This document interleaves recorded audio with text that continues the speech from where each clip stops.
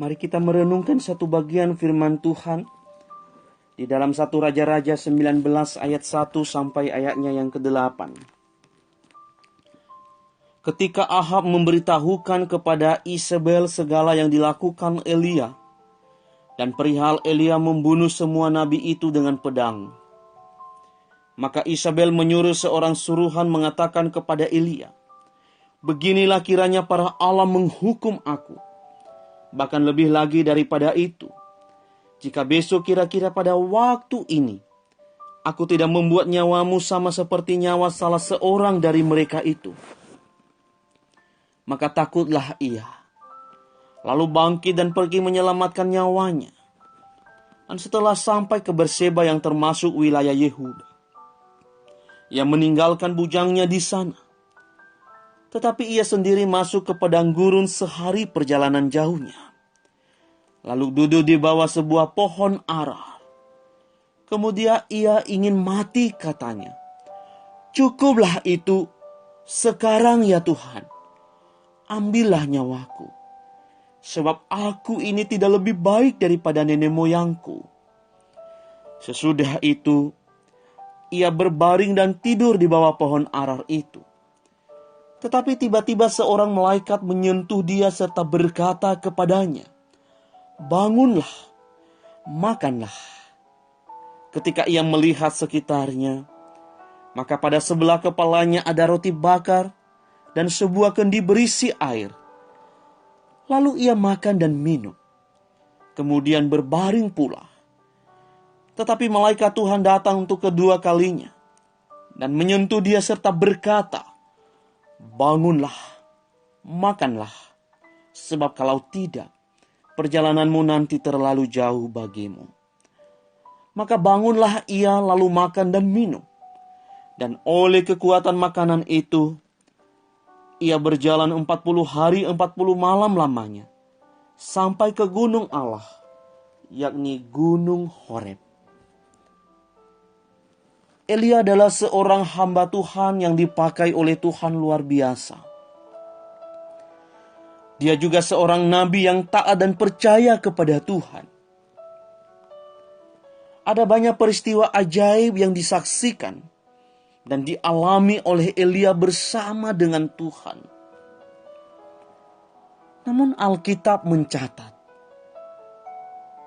Elia tetap manusia biasa yang sama seperti saya dan Bapak Ibu. Elia pernah menghadapi pergumulan yang berat. Elia pernah menghadapi ketakutan yang sangat serius. Ketakutan Elia bermula ketika mendengarkan ancaman dari Ratu Isabel.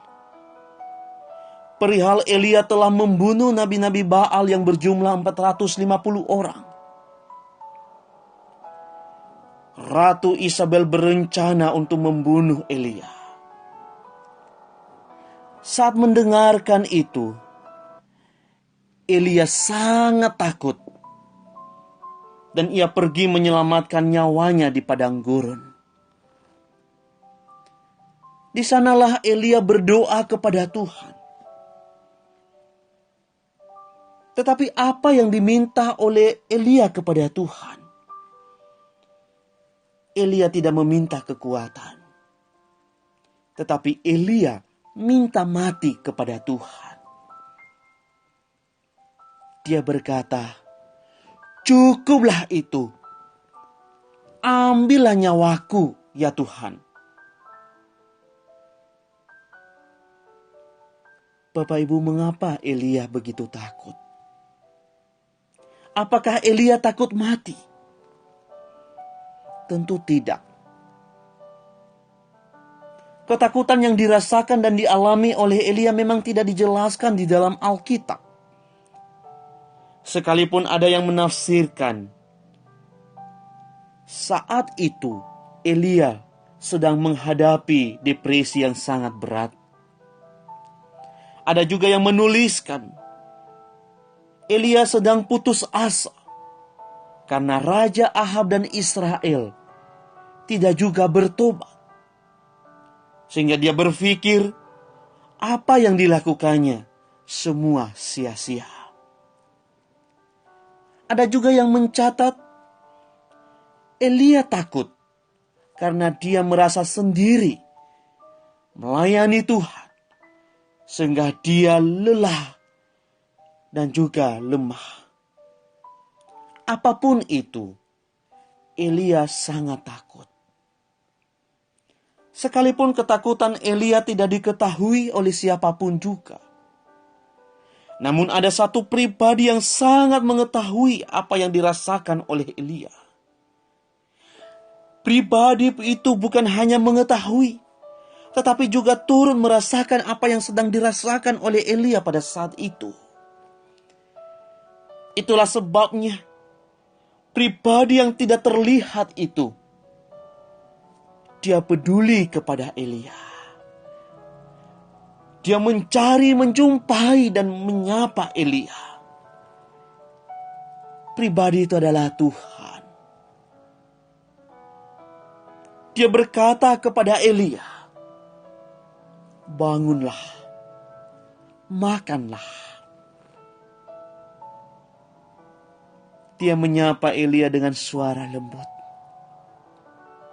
Dia memulihkan Elia. Dia menyentuh Elia dengan sentuhan seorang bapa yang penuh kasih kepada anak yang dikasihinya. Lalu Elia bangun. Dia merasakan sentuhan Tuhan yang luar biasa itu. Dan dia meresponi apa yang disampaikan oleh Tuhan. Bapak Ibu, adakah kita juga merasakan seperti apa yang dirasakan oleh Elia saat ini? Apakah kita sedang di dalam ketakutan yang luar biasa? Apakah kita sedang di dalam tekanan dan pergumulan yang berat? Mungkin tidak ada satu orang pun yang tahu apa yang sedang dirasakan, apa yang sedang dialami oleh kita saat ini. Mungkin tidak ada seorang pun yang tahu akan ketakutan kita. Tetapi ingatlah bahwa ada seorang pribadi, yaitu Tuhan, yang juga mengetahui dan turut merasakan apa yang sedang Bapak Ibu alami dan rasakan saat ini. Dan dia peduli kepada Bapak Ibu. Dia menjumpai Bapak Ibu. Dia menyapa Bapak Ibu dengan suara yang lembut.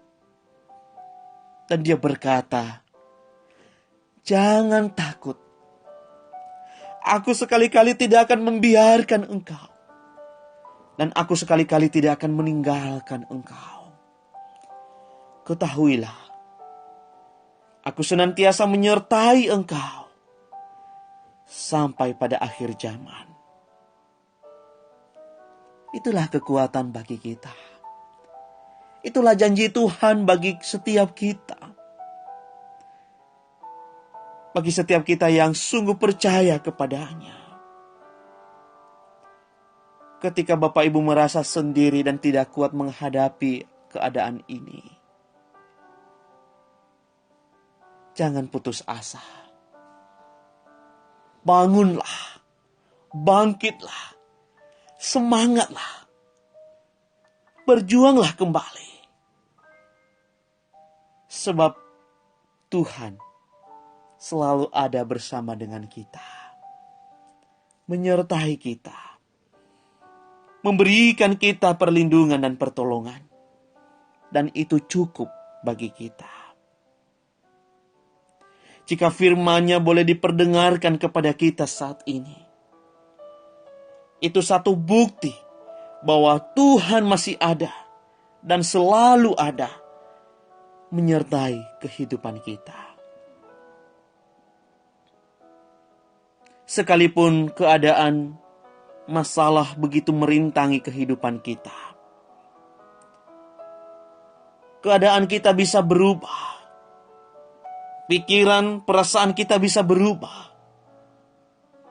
Namun tetap fokuslah kepada Tuhan yang kasih-Nya, kesetiaan-Nya, kebaikan-Nya dan penyertaan-Nya tidak pernah berubah. dulu sekarang, bahkan sampai selama-lamanya. Amin. Soli Deo Gloria.